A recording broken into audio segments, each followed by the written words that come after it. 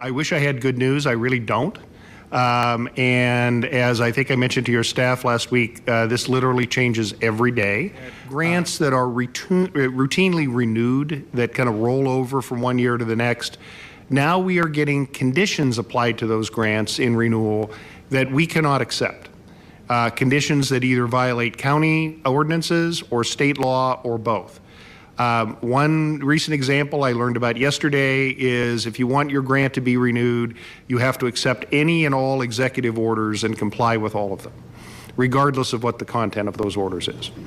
So we're going to be in a very unfortunate situation that we cannot accept a grant with those conditions, and we will lose the funding, at least temporarily, and inevitably I think we will be in litigation about those things, about whether a appropriated fund that we qualify for and have gotten for, in many cases, decades, suddenly can be withheld by the executive branch because of its executive orders, many of which are probably illegal.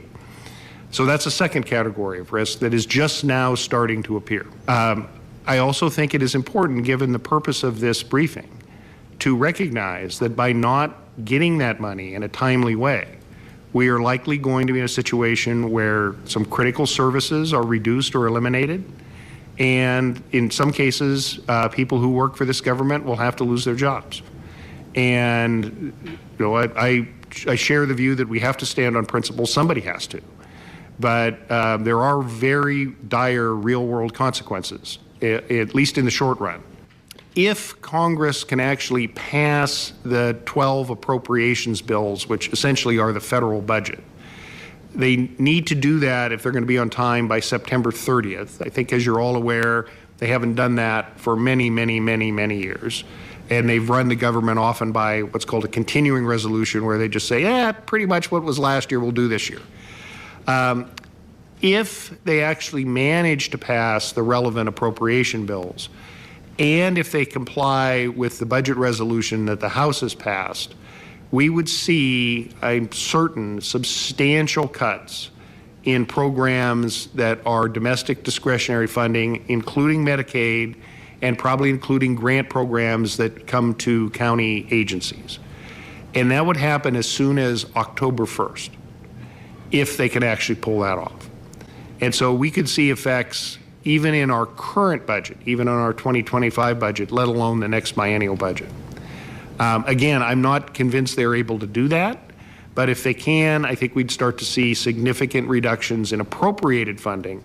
And at that point, there's no legal argument to be had, because it is the action of Congress approving a budget that would lead to those cuts, and that's their decision.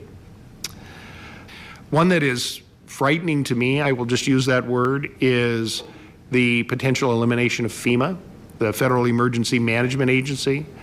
The department director that oversees that is openly saying that that is her intent. About 40% of our emergency management staff are funded with federal grants, and presumably that would go away. But even worse is, can one imagine having to respond to an emergency where the federal government says, nope, sorry, we're out of the funding business. We don't do that anymore.